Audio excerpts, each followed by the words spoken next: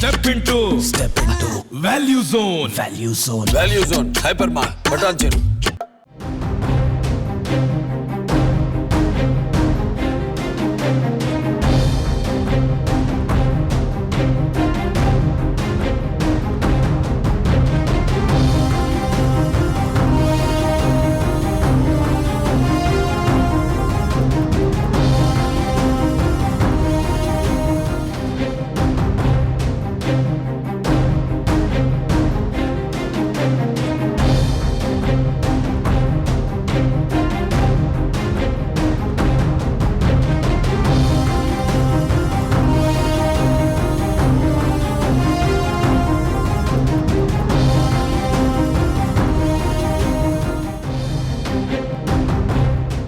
మాజీ సీఎం వైఎస్ఆర్ కుమార్తె వైఎస్ షర్మిల కాంగ్రెస్ పార్టీలో చేరికకు రంగం సిద్ధమైంది.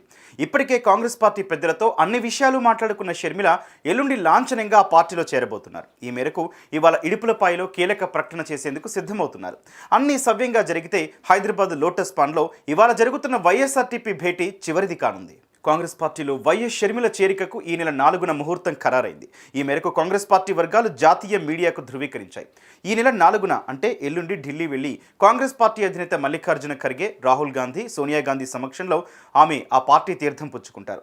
అనంతరం వరుసగా కీలక ప్రకటనలు వెలువడే అవకాశం ఉందని అంచనా వేస్తున్నారు. ఈ మేరకు 4వ తేదీన ఢిల్లీ రావాలని షర్మిలకు ఆహ్వానం కూడా అందింది. ఇవాళ హైదరాబాద్ లోటస్ పాండ్లో వైఎస్ఆర్టీపీ నేతలతో కీలక భేటీ ఏర్పాటు చేసిన వైఎస్ షర్మిల ఇందులో కాంగ్రెస్లో తమ పార్టీ విలీనంతో పాటు తమ చేరికలపైన నేతలకు క్లారిటీ ఇస్తారు. అనంతరం వైఎస్ఆర్ జిల్లా ఇడుపులపాయకు వెళ్లి కీలక ప్రకటన చేసేందుకు షర్మిల సిద్ధమవుతున్నారు.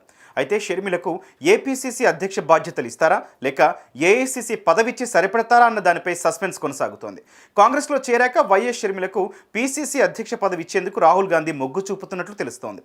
దీంతో పాటు ఏఐసీసీ, సిడబ్ల్యూసీలో ఏదైనా ఒక పదవిచ్చే అవకాశం ఉందని కాంగ్రెస్ వర్గాలు చెబుతున్నాయి.